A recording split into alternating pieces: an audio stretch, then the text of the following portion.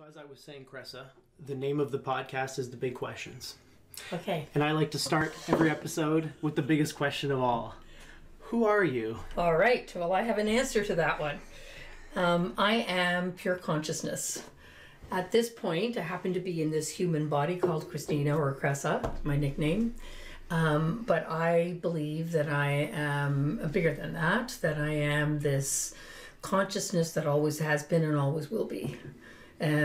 But for now, then I'm having a human experience in this human body. So beautiful. So why don't you tell me a little bit more about this human body and Kressa, Christina, and okay. Where she's from and all that kind of stuff.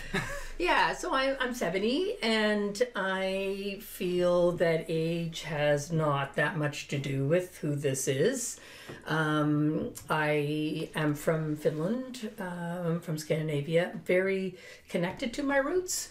And I have my own business. I've always been a big changer. Like, I've never had one career. I think I've had lots of them. I think in my late 50s, I decided to become a flight attendant. So I've done a lot of very unusual things and lots of fun stuff. So that's kind of who I am but that's to me the superficial part, right?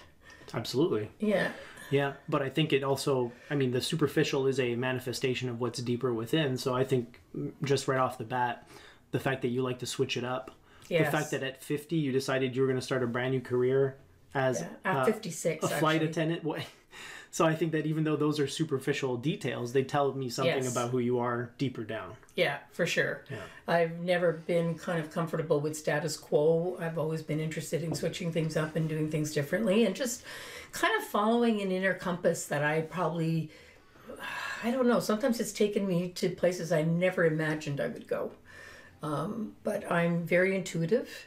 And so I try to listen to that. That's why I've created so many different things, because sometimes I don't like what the intuition is telling me, like, do this now. It's like, no, I don't want to. But, I follow that inner guidance and not, so I know that I'm being guided because the human experience is saying, oh, I don't want to do that. That's too hard. But there's an inner drive that comes from this consciousness that I believe that has way more intelligence than me, my brain, and so that's what I follow. Do you think you'd be able to resist it just out of curiosity, or do you think that you'd be compelled to do what the consciousness or the intuition tells you anyway? I don't think I've ever been able to. I think I've always had to do whatever it tells me to do, because it's such a drive within me. Yeah. And it won't leave me alone anyway. If I say, no, I'm not going to do that, it's like, no, we're doing that. So you don't have a choice. That's good. I don't feel like I have a big choice. I always have a choice. Yes. But when that comes from a deeper place of that pure consciousness, then that's bigger than me. Then that is something I always feel I have to follow. Interesting. Yeah, I've been creating a lot of content on the channel lately around the hero's journey. I don't know if you're familiar with that, Joseph Campbell and a little bit, not a lot. Yeah, well, a big part of it is like you meet the hero in their like regular world, and then there's something that happens that forces them to cross a threshold, and then they enter a brand new mysterious world where they have to go through different adventures and stuff. And I feel like for you, that intuition, that voice seems to be the call to adventure for you. Like, could you? I like that. You know what I That's mean? True, like it's telling you need to do something, and part of you is resisting, and you don't want to cross a threshold, but then you end up doing it anyways, which is exactly what the hero does. Yeah. And for me, those words hero, I use the words hero and thief. And the hero is, to me, that hard part of myself that has way more intuition, way more awareness of what I should be doing. And the thief is more the ego, the personality, the one that has the doubt. Yeah. Okay, it's the one that has the doubt. No, I'm not going to go there. Whereas the hero just says, yeah, sorry, but we're going there. Yeah. So, that brings us to the first question that I want to ask you. Again, because I'm making videos about the hero's journey, and you're one of the examples that I used in one of my videos that I recorded recently, because your journey of healing, I think, is a quintessential example of the hero's journey. You were given a diagnosis, and then you decided to do something else with it. So Do you want to tell everybody a little bit about that experience and when it sure. happened and all that kind of stuff? Yeah, in the early 90s, 93, I was a social worker, very stressed out social worker, and I was diagnosed with an illness called interstitial cystitis, which is an immune disorder, and it destroys the lining of the bladder. So it's like putting lemon juice on a raw burn. That's what it's like. On the inside. On the inside. Yeah. So it's pretty painful. And I had it for over a year and before they finally diagnosed it. And then as I was progressing with it, it was getting worse and worse and worse. And so the doctor decided, he said, the only thing I can do for you other than is morphine, which is not, I can't function, is to take the bladder out. So anyway, I did lots of investigation, went to meet an association of interstitial cystitis folks that gathered together. This was in Toronto, about an hour and a half from where I lived. I was living in Ontario then. And I met all the people. There were quite a few of them that had surgery. They weren't any better. So they were still in pain and discomfort. They were still in pain. Not necessarily the bladder was gone, but they had other immune problems like joint pain, and they were tired, and there's so many different immune disorders. Right. And so really it just went somewhere else. So they took the bladder out and the disease just found a different place to go and attack. Yeah, they still were sick. Yeah. They still had an immune disorder, and now without a bladder. Oh. So, I looked at that and I thought, well, that's not going to make any sense. And that's when I made a big decision that I'm going to heal this. And I didn't know how, had no idea. Again, that's the hero inside that's saying, we're not going that route. That's not going to work. Right. And then be determined to, even when there was, and I'm living at that time in rural Ontario where there's no spiritual stuff going on. Right. There's no, people aren't even into nutrition. There was nothing like that going on at all. So I was really carving a new path for myself that was hard because I felt like I was the only one doing it. I didn't have mentors, but I started reading lots of books. My favorite was Bernie Siegel's Exceptional Cancer Patients. And then the other one was Joan Borisenko, which we've shared that book, Minding the Body, Mending the Mind. And so I started from that place. And the key thing for me at the very beginning was diet. So I studied nutrition.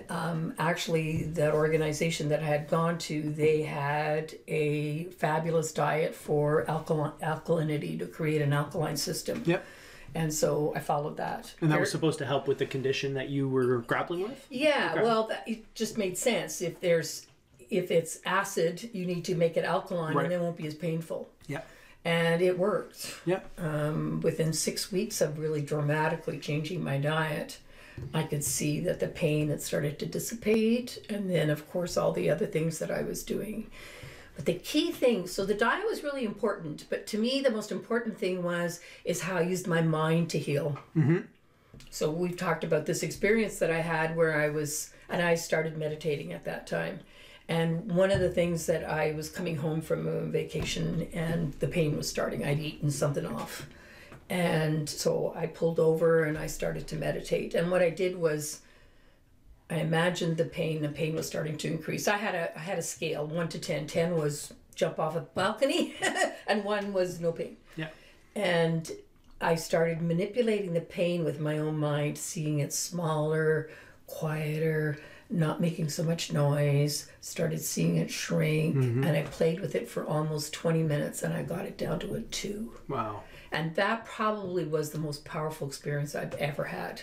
To take something that you're in excruciating pain and with your own mind to change it. Wow. That's pretty powerful.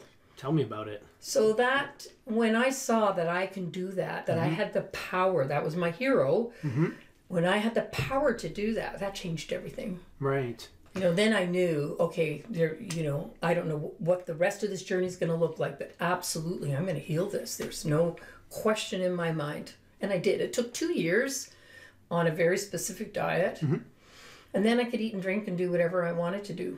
So you didn't stick to the diet after that? Once it started to... No, I didn't. Well, I ate healthy, fairly healthy. I have a bit of a sugar thing going on. But generally I ate really healthy. But I wasn't on the alkaline diet. For 2 years I was. And then I stopped that. And I remember the first time I ate a grapefruit after 2 years. Oh, God, it tasted so good. Yeah, that's awesome. Wow, 2 years of changing your diet, but you're saying that the real difference maker was more your mind than the diet. Absolutely.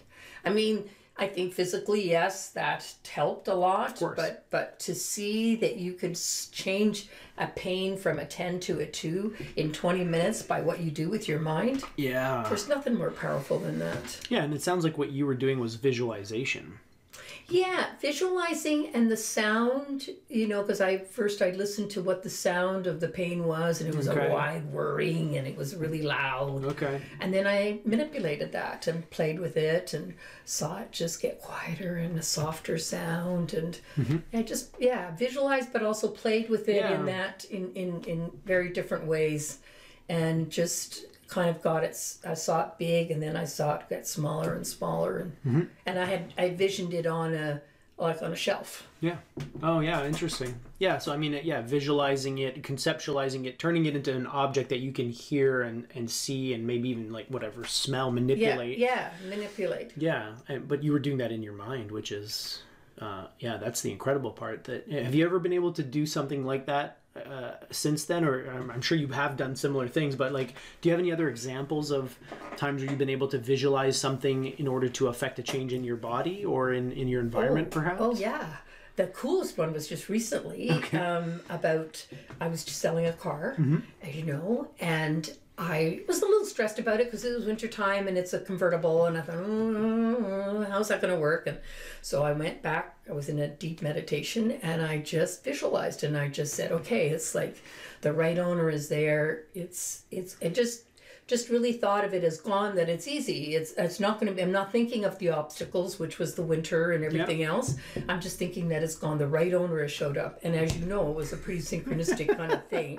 Yeah. The owner drove by my car on the road and saw the sign and sold a week and a half later. Yeah. So you were running ads and stuff online, and nothing with the ads, nothing came up. And you know what was even funny is I had the wrong phone number on the car.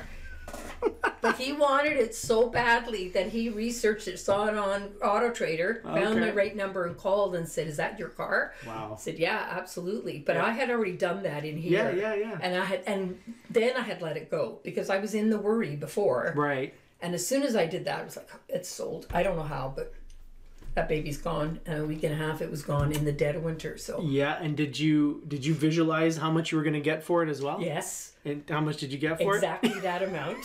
Yes. So exactly awesome. that amount. Wow. Okay. So I think that's the law of attraction, right? Manifestation to some extent, or how would you describe that?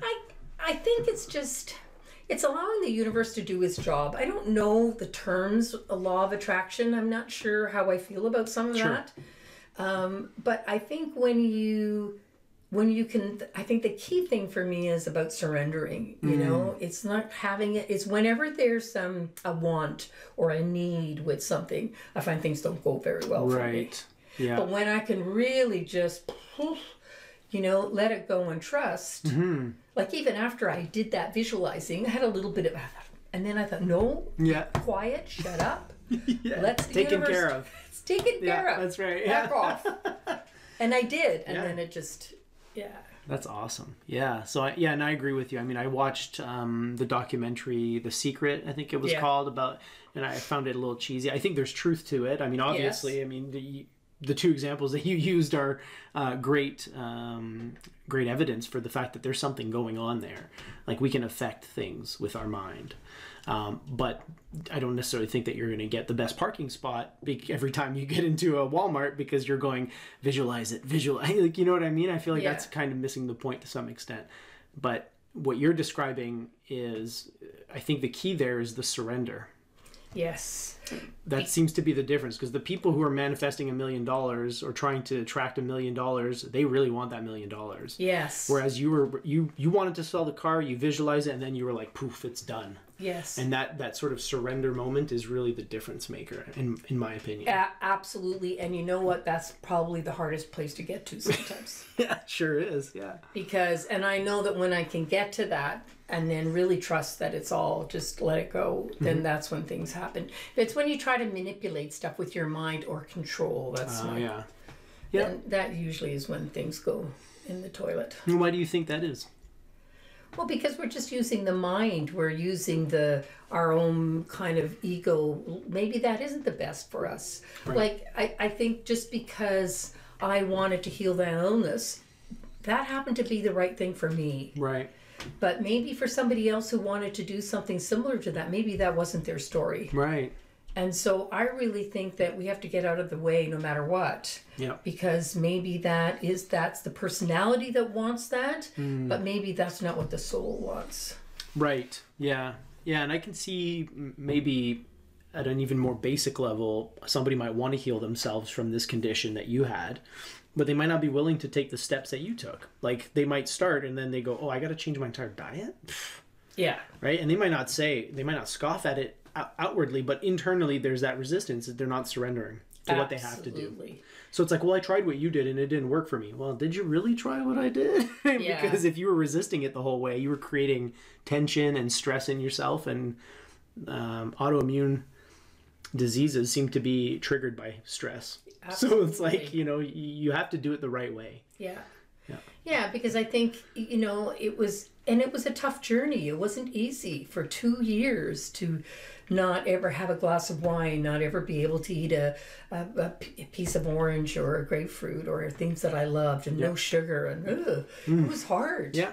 But I was really determined. I mean, sometimes I went off a little bit, but most of the time, because again, pain is a wonderful motivator. Yeah, good teacher.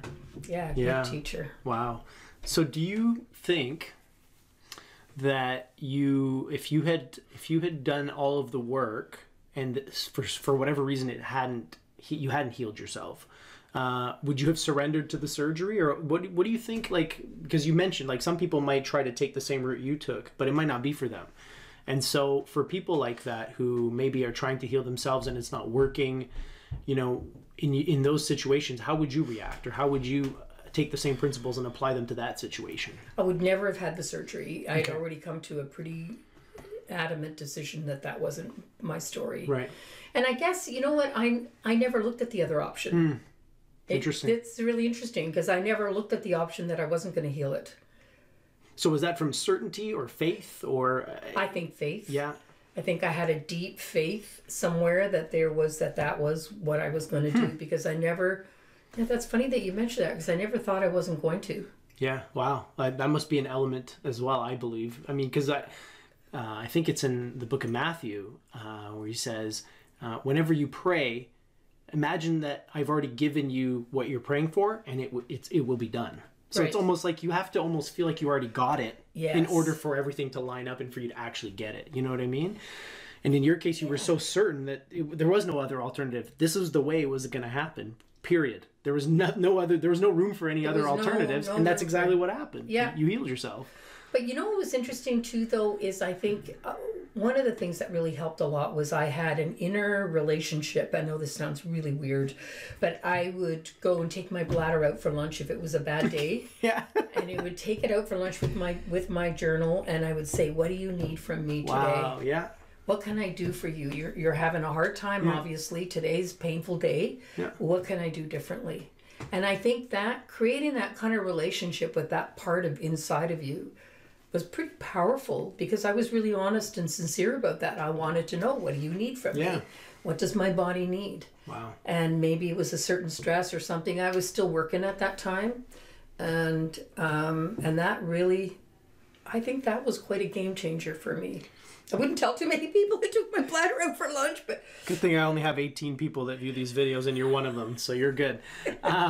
No, but I think what you're describing there is very similar to the whole story about manipulating the pain. Yes. Taking your bladder out to lunch, shrinking your pain. Yes. It's, again, the same sort of basic method that you're using, and you're using your imagination to kind of take something that is abstract, like pain in your body, and to make it into something concrete that you can actually deal with or talk with, which is, I mean, that's a pretty far out method. Did you pick that up from someone, or was that just intuitive as well? That was very intuitive. Well, actually, I think I did. I listened to a meditation around pain. I think I did get something from, I mean, I read so much. I tried to learn so much. But again, back to back to all that stuff, all of that is an inner journey. And that to me is what the healing is all about. It's the inner journey. People try to reach things on the outside, you know, to help themselves, but really it's an inside job. But paradoxically, it starts from the outside and works its way in. Like your journey of healing started with the external, the diet. Yes, that's true. And that allowed you to manage the symptoms, which allowed you to then focus and go even deeper inward, right? So I agree with you. The real work is done internally, but to get there, I think you have to start from wherever you are, which for a lot of people, you're outside of yourself. You're, you know, outward facing. Yeah, right. Yeah. Yeah, very interesting. So 2 years, you kind of overcame the symptoms and you didn't really have too much problem with it. And basically since then, you've been pretty well symptom free. It's come back maybe a couple of times and I never worry about it anymore. If it does, it's usually stress related, and I just may have a little bit of discomfort and stuff, and I'll take some baking soda with water and stuff, and it usually goes away. Oh, wow. There you go. And this is that's a long time ago now. What's that? Like 27 years ago. Wow. 27 years. And yeah, obviously you still have your bladder. You didn't, you're not losing that anytime soon. No piece is gone. Nope. Good for you. We're all good. Yeah. So, I mean, was that the start of that was your healing journey. That was 2 years long, but 27 years later, you're still on a journey. You're still Absolutely. On this path, and it may not be a path of healing this particular condition. But was that basically your entry point into this world and this life? Wow. 100%. Yeah, I think that's, some people get inspiration. Some people get bricks. I got a brick. It's a dark night of the soul, or it's there's another term for it where it's like you're just like all of a sudden you look at a nice tree and you're like, whoa, you're awake all of a sudden, right? Like that instant fluky wake up call. But yeah, most people, the stories that I hear are dark nights of the soul. Yeah. And whether it's physical ailment or bad luck or, bankruptcy or whatever, that seems to be the most common catalyst for people becoming quote unquote spiritual, whatever that means.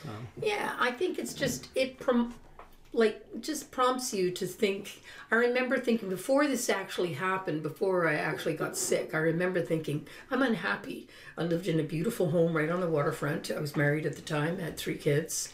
I had a very good job. Partner had an excellent job. We made really good money, and I was miserable.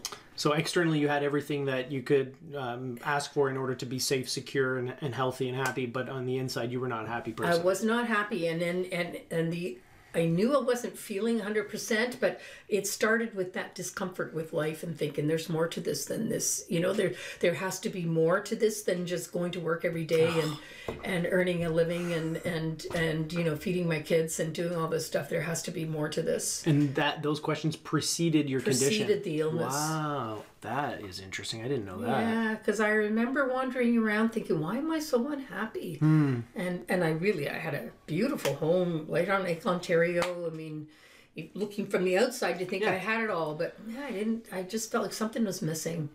Yeah. And then the illness started to take a grip, and that's when I started realizing. And it was actually Joan Borysenko's book of Minding the Body, Mending the Soul, which I've read to you before, the Safe Passage Home that I read, and that really prompted me to think, wow, there has to be something other than, I wasn't religious. I never believed in religion. I just saw how it wasn't the healthiest thing that I'd seen in some people around me and family members and stuff. And that's not the route I wanted to go. That wasn't something I was comfortable with. So I was just, starting the illness when I felt like I'm the one who had to heal it. And then I realized I can't do it by myself. There's no way. Yeah. There's something bigger than me that's going to help me with this. And that was a huge turning point to realize. And then of course when you get that little nugget, it's like, okay. Yeah, where's the next one? Where's the next one? yeah, totally. And then I just became hungry for education about the spiritual path and read numerous, I don't know how many books, can't even count them, took all kinds of courses and practiced all kinds of different modalities in healing and some very esoteric ones. And it was a fascinating, interesting journey. Yeah. And so out of all those books and those different modalities that you explored, what, if anything, have you hung on to this day? Are there any lots practices? of them. Oh, good. Yeah, like brain gym is something I do still every single day. It's a process of interconnecting the both right and the left lobe of the hemisphere. And is it an activity or a practice? Yeah, it's acupressure points and just different movements. Oh, okay. Yep. And I've actually taught it to your kids. Oh, cool. Yeah, and I should probably learn it too. I do it almost every day, not on the weekends, but I do it every day when I do my exercise routine and all my stuff I do. So I've kept that one. Of course, meditating is the number one. Yep. And I've been meditating since then, 27 years I've meditated. Yeah. And so what's your meditation technique? Because there's so many different types of meditation. Do you have a specific kind that you stick to, or? Well, I think it's quieting the mind, but I think over the years it's gotten more honed in, like I used to listen to some guided meditations and stuff. I kind of don't do that very much anymore. Mm-hmm. I know where I need to go, and I just need to quiet the mind enough that I can go to that place. And that is that place where I'm nothing. And I'm expansive, and I'm large, and I'm free, and I'm full of love, and I know what that place feels like. I've gone to it very, very often. And so that's the plan every time, and I usually meditate almost every day. Yeah. And that's the intention. And sometimes the mind just says, yeah, we're not doing that today. You got laundry to do, you gotta go do that, this is that. It's like, okay, all right, let's just go do that. And I've stopped fighting that anymore, if it's just getting to be too much of a challenge, then I don't. But most of the time I can go to some pretty cool places, and yeah. And so it's just sitting and breathing? Is that... Yeah, so I listen to soft music. I don't always, but most of the time I listen to soft music. I find that helps the brain quiet down. Yeah. And then I shift my focus. I do deep breathing, like just breathing in, breathing out. And then I focus on, this is my language for myself, for my own inner eternal self.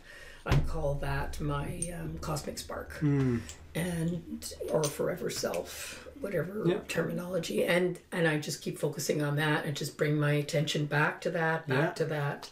Wow. Until then I can feel myself letting go, and then we're in that nothing space. And I love the term, one of my favorite ones, and this is from Joe Dispenza, is it's like focusing on the nothing, but losing yourself in the nothing so that you can become everything. Yeah, that seems to be a common paradox too, right?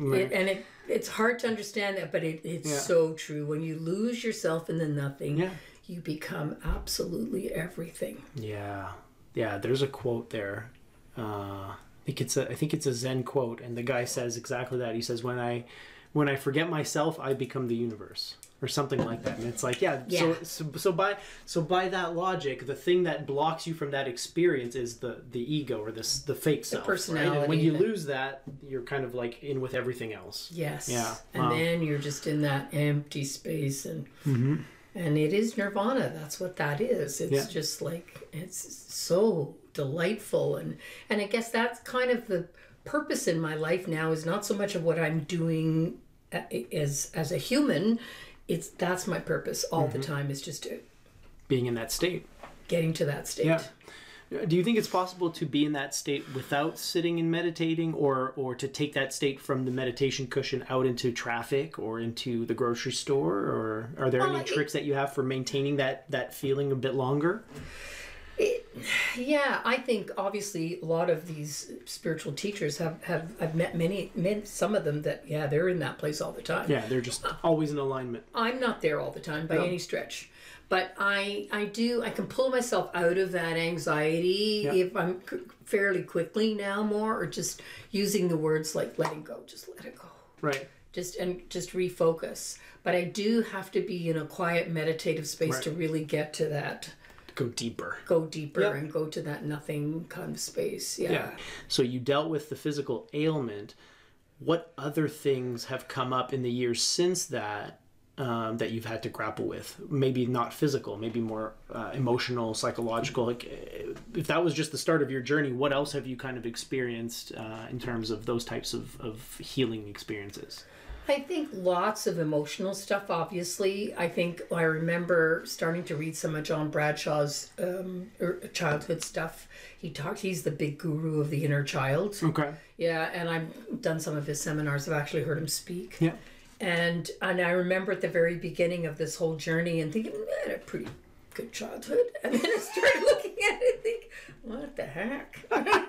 That's not normal? Whoa, that wasn't normal. Whoa. Yeah. And started remembering some of the things that had happened. And then I really grappled with a lot of that. Okay.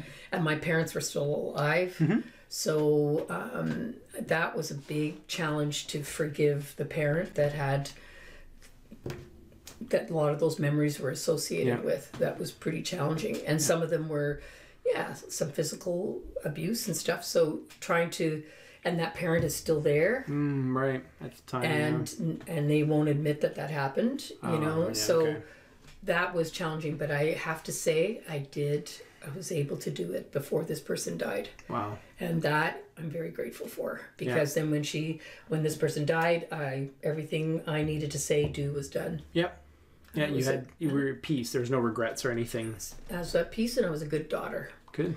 And so I felt that was so that was a big part. And you know what, even now, like many years later, still sometimes emotional stuff, nothing like what it used to come up. I mean, I can't remember doing a dark night of the soul for a long time now. Oh, that's good. Yeah, but I've had many of them over the last 27 years, lots of them, but I feel most of the time now I just need to go meditate. Yeah. When you feel yourself being a little down or whatever. Yeah. Yeah, and sometimes I just accept that, you know, it is a human experience, and sometimes it's damn hard, this human experience. Yeah. Well, and I mean, you're not your body, and sometimes this body has a mind of its own, and it has moods of its own, and there's neurochemistry that's involved, and you know, it's wintertime, it's dark, like all those things have an effect on the physiology of your body. So it can't all be mind over matter. I think, you know, it's mind and matter, and sometimes mind can trump matter, and it often does, as you've shown with just the two examples that you gave. But sometimes the body is in charge, and you just gotta hunker down, right? And you know what, to me, the key thing around that is, for me, and that I've discovered, and this was actually a recent meditation, it's something that I've always been thinking of, is that we get so lost in the trying to heal and fix, the word fix, fix the human body and stuff. And really, from what I've come, my conclusion is that all it really needs is love. And I had that line that I've shared with you that I got in a meditation was, bathe the human in love. And that was a profound kind of experience. And I've always kind of known that, but I needed to get that at a deeper level. So I still need to be reminded of that all the time, because it's easy to go to the, okay, well, what am I going to do? You know, to think. Yes. Yeah, the thinking, doing, task orientated. No, that makes sense. But I mean, you still get things done. So obviously it's possible to be an effective human being in this world without necessarily being anxious or stressed about it, right? You can still get everything done. Absolutely. And that's why, to me, meditating is the key, because then that starts my day, and then I can be much more peaceful. And I still have to do self-talk all the time. You know, something happens, just before we started this, I had something that I have to deal with tomorrow. And I had to just talk to myself, okay, let that go. I'll deal with that tomorrow, and it'll all get sorted out.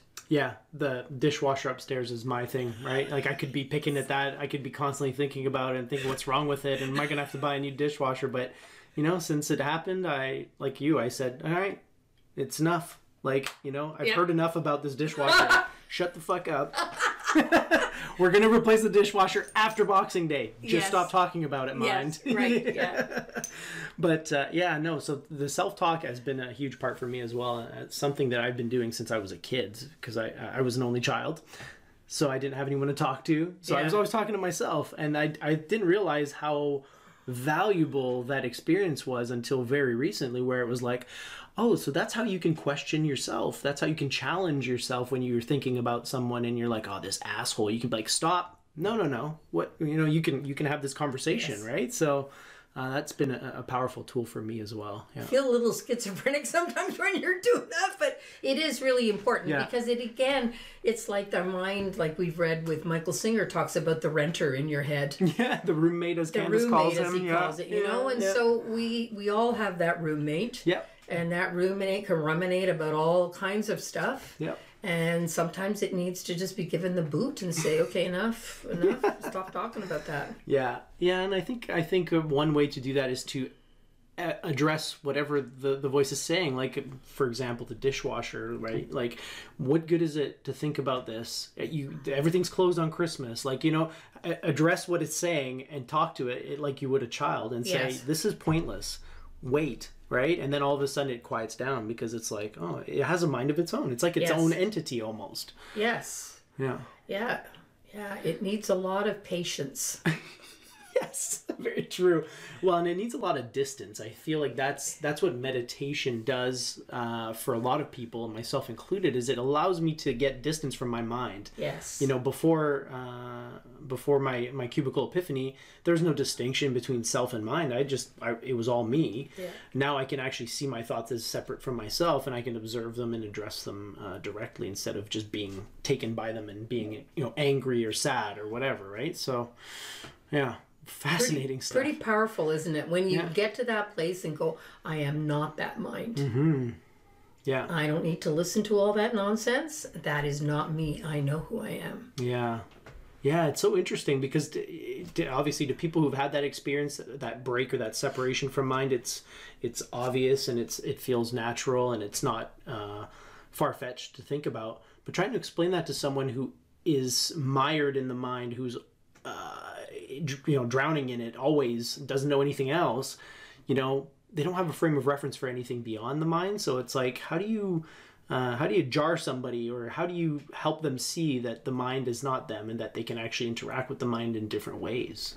Well, that's why I think that book I recommended to so many people, the Untethered Soul by Michael Singer, I think is a really good, easy way of understanding it. Yep. And I think that's why illnesses hit a lot of people, is because, again, it's the brick, you know, you got to look at things differently. You can't just, and stress is so accumulative, you know, and it's like a hamster wheel, right? Yeah.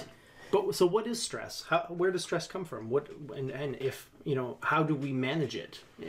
Well, I think stress comes from getting caught up in and letting the mind rule the roost, right? And so you're in your and if you're really stressed about something, you're in your reptile brain, and you can't even think clearly if you're in your reptile brain. Yeah. And it's not a good place to be, because not much good is going to happen back there. And so there's some really cool techniques of just actually putting the hands on these are frontal eminences in acupressure, and then that brings more energy to the front of your brain, and you could think a little more clearly. But there's lots of really cool tools that you can do, but you have to be aware that you're in your reptile brain. Yeah, well, that's it, right? You have to, having the tools is great, but you have to have them on hand when you need them. And so you have to be ready to use them at any point, because you don't know when you're going to get stressed or triggered. So you have to basically walk around with your tools all the time. Yes. Right? Yeah. Fascinating. And that's where breath comes in too, I think, is a really good one. Thich Nhat Hanh talks a lot about just being with your breath. Yeah. And then that kind of takes you a little bit out of the reptile brain, and when you're really stressed. Oh, yeah. But again, it's having the awareness that you are stressed. And most people are living in that all the time. They don't even know that they're stressed. That's it. They don't have anything beyond that frame of reference. So, yeah, but I agree. The breath can really take you deep and quickly, too. I mean, if you've got a little bit of practice, you can do it anywhere. It can immediately settle your system down, right? Yeah. And, last thing I want to talk to you about before we go, we got a few more minutes left. Okay. Because this is obviously a growing theme on my channel, and you saw Kai was on the channel. Yes. So if you're comfortable talking about it, you know, I would love to hear about your ayahuasca experience, and maybe what led to that, or what caused you to want to experiment with that, and how it went for you. Okay. I did ayahuasca in 2015, and very, very reluctantly. I was guided kind of by a friend. She was pretty insistent. She actually paid my way to make me go. And I'm not one that's done much, you know. I eat fairly healthy. I don't typically drink alcohol. We did over Christmas, but I don't typically. But and I smoke, or so. that was kind of a strange thing, but there was a voice, my hero, that was saying, you need to go, you really need to go. And so I dragged myself there. I did all the preparation, which is the diet preparation and everything. And it was a profound experience. It was not easy, very challenging experience. And that's where I first met Kai, who we both know. And that really helped me to let go. And that lasted with me. That whole feeling of letting go stayed with me. And it was a long experience. We did ayahuasca one night and we did Wachuma the next. It was a whole... We arrived on Friday night and we left on Sunday. So it was like a 2.5 days. Very intensive and not a lot of sleep. And but it was really profound for me and I needed to do that. And I'm glad that my friend insisted that I go. And I did it a couple of times after that. But that was a really... that was a big pivotal experience for me, and that's one of the key things that kept coming up is why won't you let go? Why won't you let go? Just let go. It's like, okay, be quiet. Stop talking to me. Yeah. And then finally it was okay, I'll let go. Wow. And you surrendered. That's what the journey is, isn't it? Yeah. Eh? Wow. Why is it so hard though? That's a great question. I think it's a lot easier when you realize that you don't got anything to hold on to anyways. It's all an illusion, really. I mean, what are you holding on to, right? That's true. You can't... The things that we tend to hold on to, in my experience, are things that are not ours to begin with. And we're trying to control things that are beyond our control. So for me, like the what do they call it? The Stoic dichotomy, right? The whole a huge part of Stoic philosophy, which was the first thing that I got into after I embarked on this path, is about weighing everything in terms of what can I control and what can't I control, and walking around your entire life with this fork, and going, oh, can't control that, dismissed, doesn't matter, I can't control it, I'm not going to worry about it, I'm not going to stress about it. What can I control? Oh, I can control this. My attention is on what I can control. It's easy to let go when you realize that you control practically nothing. Practically nothing. I mean, you control your reactions to some degree. You control maybe what you pay attention to, what you focus on. So as long as you're focused on those things that you can control, it's a lot easier to let go of the other stuff. Even when you find yourself going, tensing up on something, it's like, take the fork. Nope, can't control it. Yes. See ya. Right? But I think it's the illusion of control and people wanting to control things that they can't control. And that really, we're so used to doing that it's hard for us to just let go. Yeah, I agree. And again, all those things that happen to us, it's a distraction for the mind, loves them. Because then it can get a hold of them and it go, oh, juicy, I can worry about this now. Let's worry about this. Yeah. This occurred to me a while ago. The mind is a problem-solving tool. Yes. And in the absence of a problem, it will create them. Yes. Because it has to be doing something. Yes. Right? So if there's no problem to solve, it's going to find a problem. Yeah. It's going to create a problem. It's going to find them where they don't exist. It's just to keep itself busy. So again, it comes back to meditation though. And that's what I was going to say, because I think the brain oscillates at a certain frequency. And when I first started on this path, I was creating all kinds of drama in my life. And then I realized what I was doing. And it's like, you know what? I want to change this. I want a life that's at ease. Yeah. And I don't want to be dealing with one drama after another. And it's not an easy journey. But again, I think it's something we have to set intention around that, because that's what the brain does. And that's why meditation is like, it's like training. It's like that.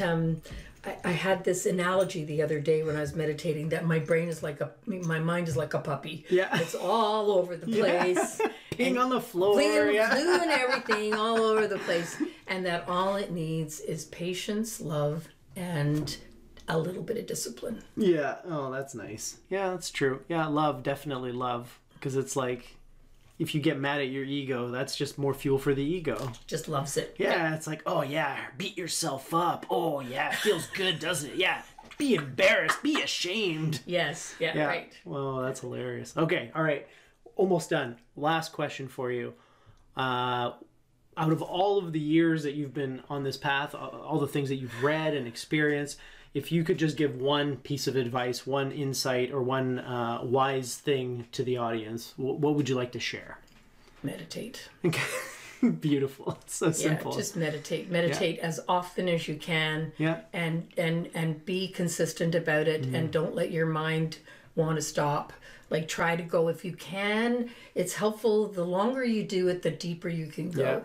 Yeah. And so I try an hour, not always, but yeah, I think I think if I hadn't learned to do that, I wouldn't be here. Wow. So it's that central, that pivotal to your progress. I think it's pivotal to my whole life, is that I learned how to meditate. There you go.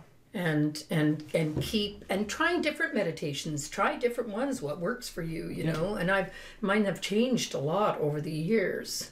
But yeah, it's a pivotal point. And now I know what the intention of my meditation is. It's the intention is to go to that place of nothing. Yeah. So in terms of meditation, just real quick, you know, there's different types of meditation. Is there something that they all have in common? Is there something like a baseline that we can say, this is what meditation at its most fundamental, this is what it is? Yeah, it's quieting the mind. Okay. It's actually training the mind that it's not always in charge. Yeah. And so it's and I can almost, when I'm meditating, I can feel it's encroaching. Yes. It's encroaching. Yes. It's like, no, back off, buddy. Yes. We're going to this place. We're not going there right now. We're not thinking about that. We're not. So I wonder what time it is. That's what mine does. That's when I know I'm at like the 8-9 minute mark, because it's like the timer should be going off by now. That's what it says, and I'm like, oh god, here it is. Here you go. Yeah. But yeah, so I mean, you're bang on. I think, you know, the mind is it can be a faithful servant, it can be a cruel master. I think for many of us, it's a cruel master, and in your opinion, and my opinion, and so many other people's opinions, the way to get that mind under control is through meditation, at first, at the very least. I think so, yeah. And I think for me, I'll probably always need it. Yeah. I don't know if I'll ever get to that place where, like, a lot of these spiritual teachers, they're just in that quiet place all the time. And like Thich Nhat Hanh, I don't know if you've ever seen him speak. I mean, he's just, and even the Dalai Lama, I've heard him twice, and he's just, like, there's just no ruffles there. There's no, you can, you know, I'm sure his mind's maybe talking to him, but you could tell he's just, there's this peacefulness around him. Yeah, and a twinkle in his eye. That's what I like about the Dalai Lama. And he laughs like a child. Yes, yeah, and that's another sign, I think. Good humor and being able to laugh at things that some people would cry at, I think means you probably see the world in a good way. Yes. Yeah, I agree. Awesome. All right, well, thank you so much for thank you. For making some time, and if you're willing, I'm sure we can do it again. I mean, I know where you live, and it's not too far, so the office is always ready. And if you ever want to talk about anything specific instead of just a generalized conversation, like if you have a specific topic, okay, sure, we can throw a video together. Yeah, I'd love to do that. Awesome. Thank you so much. Thank you, Ollie.